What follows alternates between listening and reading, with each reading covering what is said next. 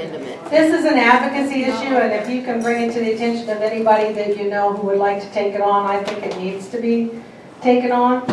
But another thing I would like to suggest is that if you have your original application, do not assume that RSA does.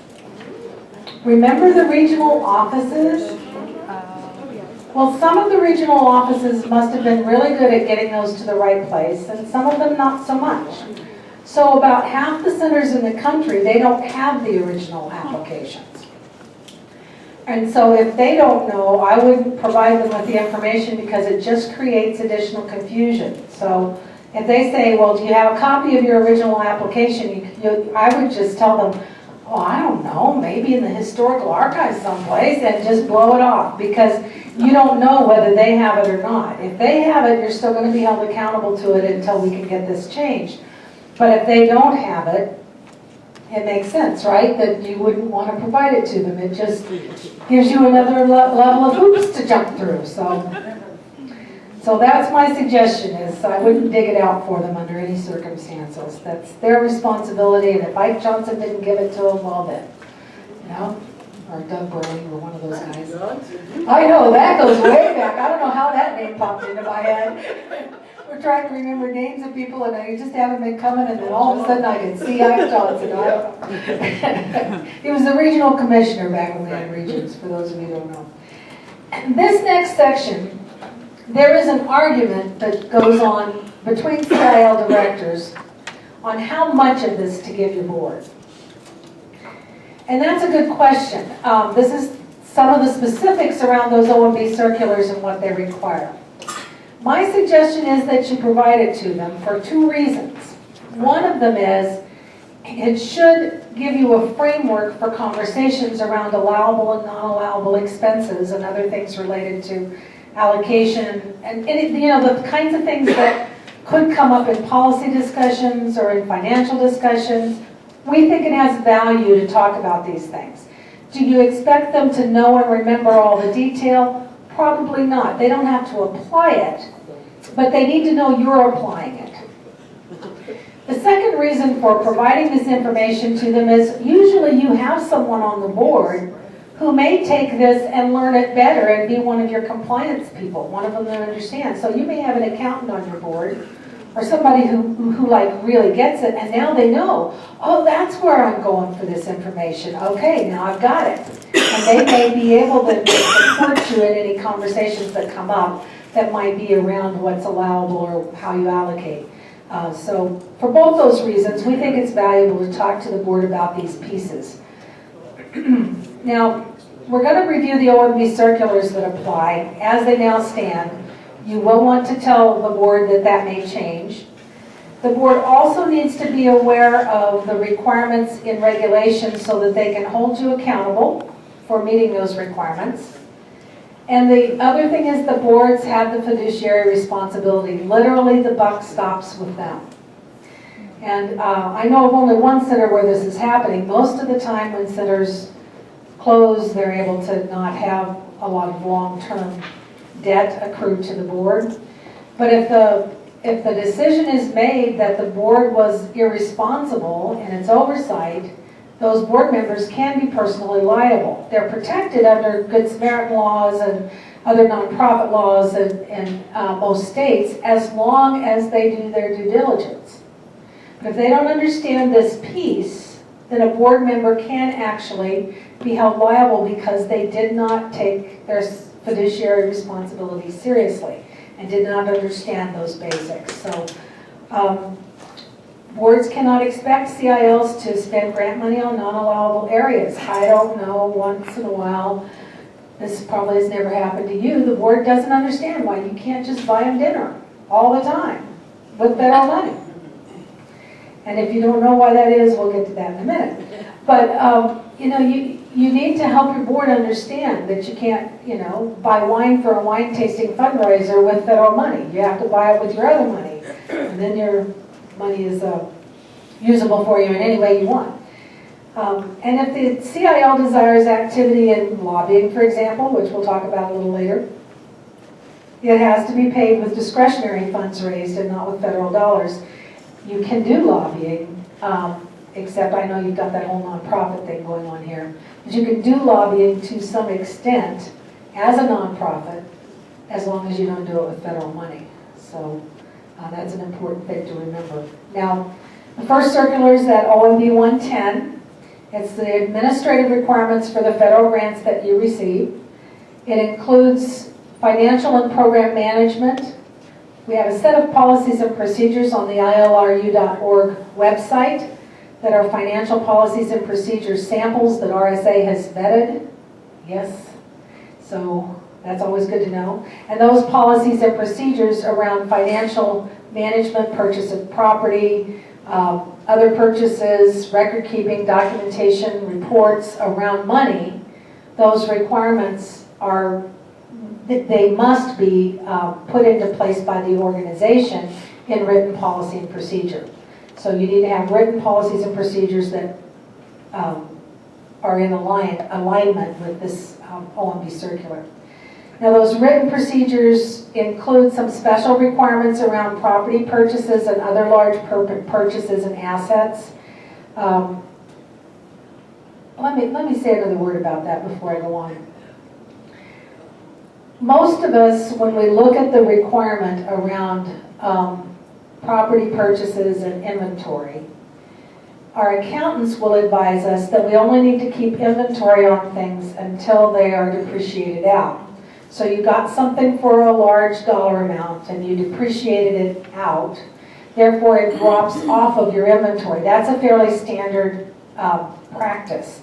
When I say there are special requirements, this is the kind of thing I'm talking about.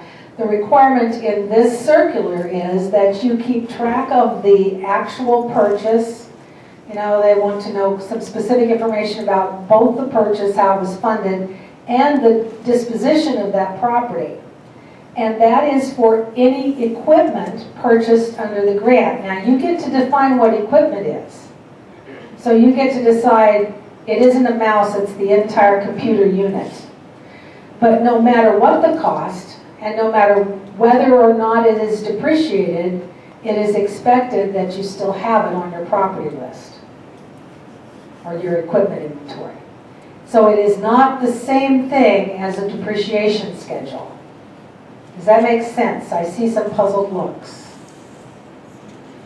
So that's what we're talking about when we're talking about special requirements. See?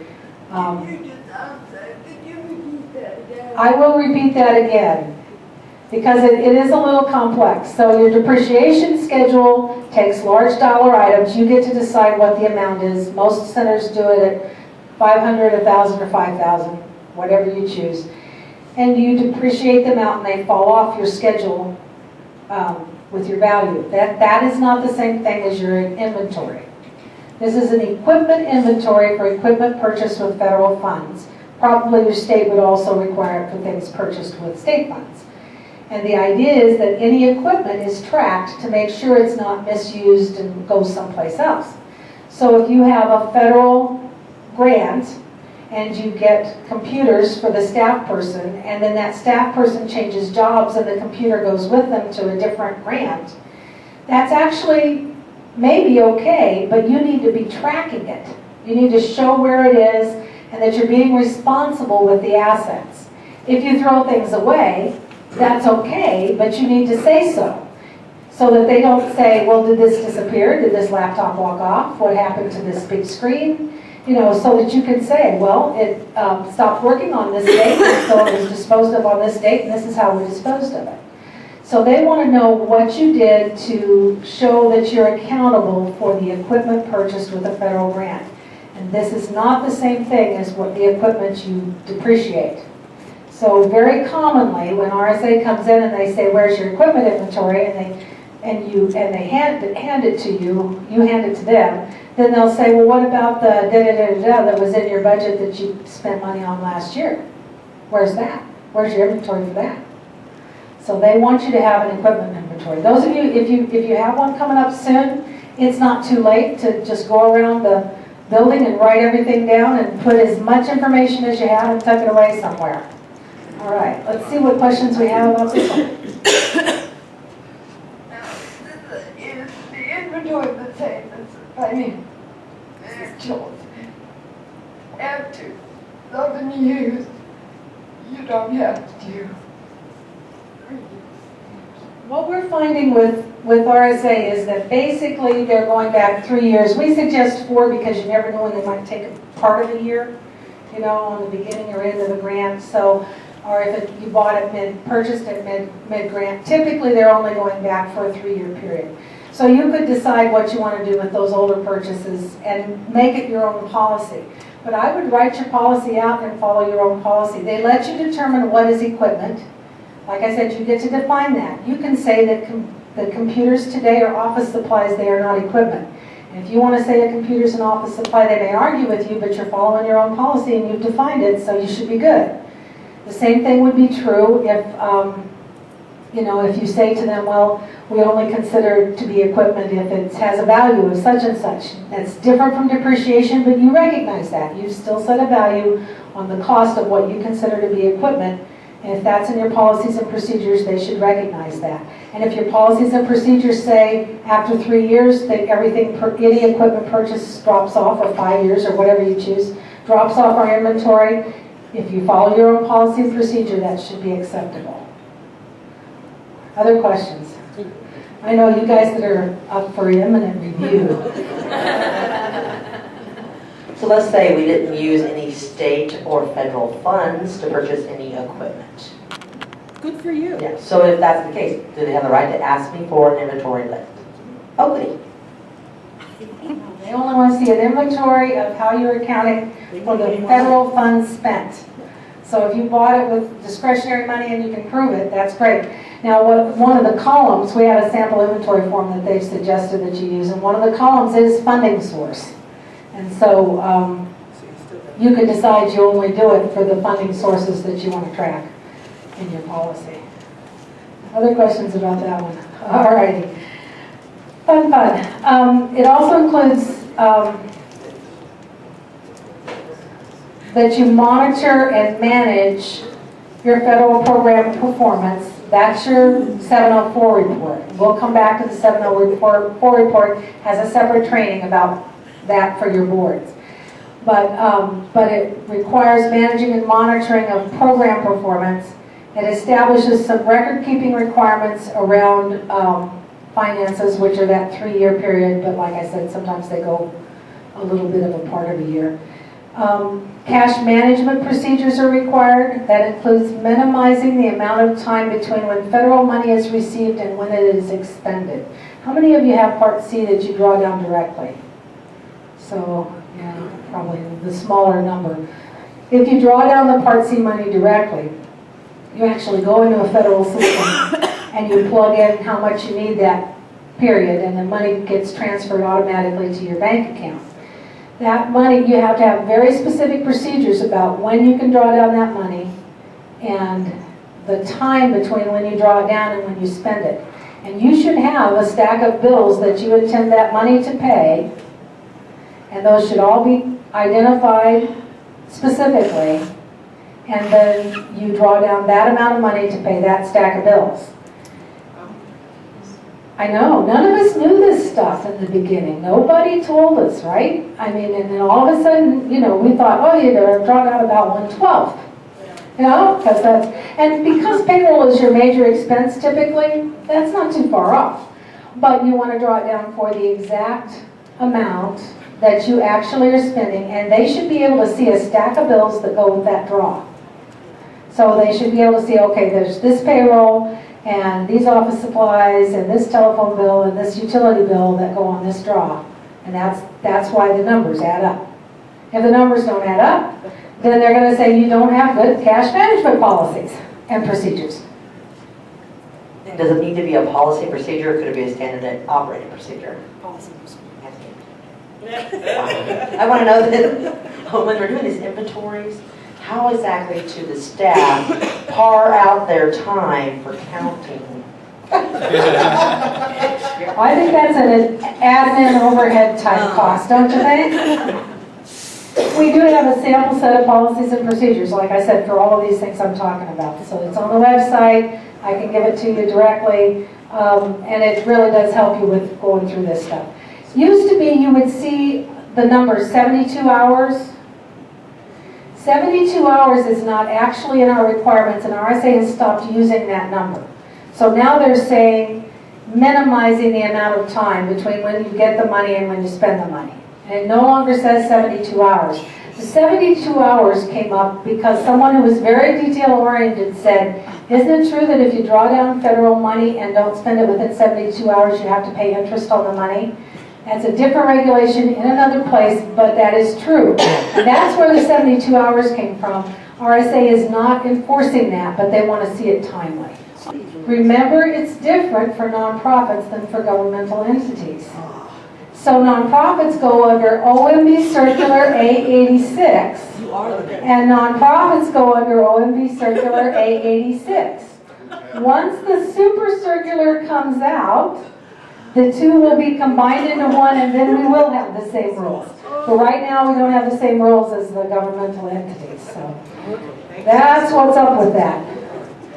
Yeah, and the same thing happens actually with your Part B money and with how that's drawn down and what happens to it. There is a different set of rules for the state, right? So the state draws down that money under that other circular. So they don't have this one. They will be combined though soon, but right now they aren't. I know, it's tricky though, isn't it? It's just tricky. I'm glad that they're going to put them together because then there's some consistency with our other partners. And then it makes a lot more sense when people come from other fields to work for us, you know, and they don't think, what?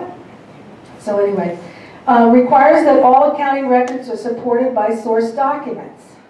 So that was what I just said. Every time federal funds are drawn, they should be for a specific list of expenses that have either already been made or will be made within the next 72 hours, and this must not change later. Now, I have struggled sometimes with getting this across to an accountant who's used to saying, well, I know we drew down that federal fund for that, but now we've got this money left in the state, and I can always move that federal money over to here. So I'm going to decide now that that's a state expense from my other grant, not from my Part C grant, and so I'm going to move it around. You don't get to do that. You decided at the time you make the draw, and then it stays, it sticks. If it doesn't stick, then they're concerned about it. There are some interesting things happening with these drawdowns, and one of them is that if a center draws down in excess of their quarterly allotment, I don't think they're doing it monthly yet, in excess of their quarterly allotment and gets too far ahead on their grant, a red flag does get sent now to RSA. That's fairly new, wasn't happening before. We had a center that was in quite a bit of financial trouble that we were working with. They finally got approval to draw down for the next year, and they spent all their money by the 1st of July. It's Part C funds. Well, the red flags went off too late in that case, right? Because the money's spent, they got nothing else, they only had Part C. They got nothing else, can't pay salary. They were paying some kind of back bills, which you can't do. So, and they're still sorting it out, actually, with RSA. So I don't know how that'll all turn out. It's all being audited, but since they don't have enough source documentation, it's pretty hard to tell what happened. Now, you had a little bit of this source documentation stuff happening here in Kansas. And the reality is if you can't show that you spent the money in some way, then it calls into question whether it was used properly. And I'm sorry that that's the way it is, but if there isn't a receipt for it, then it calls into question the entire expense. Could you recreate a lot of your expenses if you had a fire or something happened and you didn't have, somebody shredded all your records? I hear that, unfortunately, from new directors now and then. They'll say, when I came in, there was nothing. I don't know if she took it home or she shredded it all, but there was nothing. Well, you can recreate payroll records because you've got stuff on file, right? RSA stuff, you use a payroll company, whatever. You can recreate credit card records. Usually you can get your utility bills. So most of your expenses, if you ever find yourself in that situation, could be recreated if necessary. What you can't recreate is which ones were they asking for when they did that draw? And that one you can't probably know because there's no way to focus that and sort that out. So, but as much as possible, you need to keep that together. And this stipulates when federal audits are required. Like we said, it's right now to $500,000. The intent is that this will change to $750,000 October 1. But you're not required to have a federal audit under 133 unless you have that much money coming in from federal sources. Now that's all federal sources combined. So you aren't just looking at your Part C grant, you're looking at other funds as well. So if you're getting other funding that's federal dollars as a nonprofit that take you over that $750,000 a year, then you are required to have that combined audit. So Medicaid wouldn't do that? It's federal dollars. Yeah, Medicaid is federal dollars. So your Medicaid budget counts in the calculation of how much federal money you get. As does your Part B, Part C. I know, don't you guys love it when I come and tell you new stuff? All right. Now this is repetitive. I'm sorry, I forgot it was in the next slide. Requires that your assets be safeguarded and used only for authorized purposes. This is not the same thing as depreciation. Expected that the asset inventory goes beyond assets being depreciated and tracks all assets purchased with grant funds to ensure they're used for the purposes of the grant and are protected. Requires that RSA suspend support when corrective actions are required. Now that's been a really interesting one because they do not follow that. So if corrective actions are required at the time of your federal review, typically you don't get a report very quickly, first of all, so take good notes at your exit and go ahead and start on your plan of correction, because on your corrective action plan. Because if you don't start on your corrective action plan, you're going to get caught up on the other end into issues. I have a center I'm working with that still hasn't gotten their report. The review was last April. There are some extenuating circumstances, but they still haven't even gotten their draft report. And here we are, January, right? Well, when October 1 came and it was time to issue the new grants, because they had not completed their corrective action plan, they had to go under conditions, even though they haven't seen the report. So keep notes at your exit and start sending Karina the reports of what you're getting done. Send it to her right as it happens, because then you won't get yourself in that bind if they're late and you haven't sent in a corrective action plan yet. So it's an interesting system. So what they'll do is first they'll send you a draft, and it'll have all your findings in it, and you can disagree with the findings and show proof that the findings are not correct if you feel they're not. So that's the first step. And the second step is they issue the final report and require you to send in a corrective action plan. Doesn't mean you have to have everything corrected yet. You just have to have a plan for it with a date, who's responsible, and how you're going to measure it, and then your action steps. And then you report to them monthly on how you're doing on that corrective action plan until it's complete. And there will be a time at which they will say, okay, good, you're done. You may have to ask for a call to clarify that. I'm not finding that email works well for that last process. So we help kind of facilitate a call with RSA to say, now we've given you everything and we haven't heard. Are we done or aren't we? So that you can kind of keep that process moving as you go through. This requirement, though, to suspend support when corrective actions are required, what is happening instead is that if you haven't corrected by your next grant year beginning, October 1, and around the last week in September, you'll get a letter saying that you are under condition. And under condition means that you have to have prior approval for any federal draw. This only applies to the Part C centers. So you have to have prior approval for any federal draw, and that means you have to send all the receipts in, which means now you have a cash flow issue. Because you can't draw down the money as you spend it, you can only draw it down after they approve what you have already spent. So you don't want to go to conditions if you don't have to, because it is not as efficient a way to operate. Financially, it's difficult. You almost have to have a line of credit to manage that. So it becomes very, very problematic. So always get it done before the next fiscal year starts if you can. They also require the program income reduce allowable cost or be used to further the project or to finance the non-federal share of the project. Who understands this? I tell you, this is an interesting one, and we still continue to sort out individual events as they happen.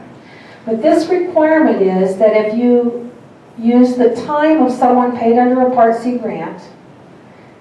I don't know how this applies, but I believe it also applies to Part B, to both. In order to generate new income, then that income can only be used as part of the restricted funds of that grant. They even have the potential, although they've never done it, to take away from your grant the money you just raised from another source. This is one of the reasons that centers are very much encouraged to get their board involved in fundraising. If a board member dedicates their volunteer time to raise money, it's discretionary money, you can use it any way you please. It's all yours. Now, some clarification is this. We have had clarification that it is an appropriate administrative cost to explore possible new funding. So the kind of backup work that you might do in preparation for a new grant or a new fee-for-service, that kind of exploration time, you would not have to count as program generated income, because that time is kind of a general duty under fund development and under administrative. So they've not been counting kind of the development time. But as soon as you send that first bill to Medicaid or to VR or to whoever, now any income you have coming in is program generated unless the staff that are working on that project are paid under that money coming in and not under the grant. I know that didn't come out as clearly as I'd like. I was with you up till then. Okay, so let's say that my center wants to do a contract for job placement with VR. I'm the executive director. My time in exploring that, looking at the contracts, seeing what other people are doing, developing some policies and procedures, all of that is okay. It's under fund development and they don't have to take it out of the grant itself. As soon as I hire someone to do that task and and I'm going to be billing for their time to this other source, I better have that person's time and my allocated time for that project separate, or RSA will say you can only spend that for the 4 core services plus 2 or 3 or however many you guys are doing, 5 I think, but the regulations require 4 plus 2, so all right, are you dizzy yet? Yeah. Okay, so program-generated income is treated differently, and you should be able to have an intelligent conversation about whether new income or income outside of the Part B and Part C funds is program-generated or not. You should have that sorted out in your own head. If you can't sort it out in your own head, they may assume that it's program-generated and then it has strings attached. So let's say, Asking RSA is absolutely good. You don't want to ask them, is this an allowable activity for a center? What you want to ask them is the income generated from this considered program income or not? Because that's a different question. So is it allowable for us to do it? There's a whole long laundry list. Some of them I wonder how they got in that list. Like, I don't know. Anyway, like one of them at least is a housing option, and we all know we don't do housing, right? So we do housing, but we don't house people. So anyway, long list of things that are allowable. So you need to make sure that the mechanism you use is not putting it into the program-generated income category. But always talk to RSA. That's absolutely right. You want to talk to them in advance, and you want to sort it out with them in advance, because that's going to, that's going to just be your best practice. They're going to give you good, clear guidance after they've sorted it through with you. So. Okay, here's a fun one. Allowability and allocability. So that's what's in 122.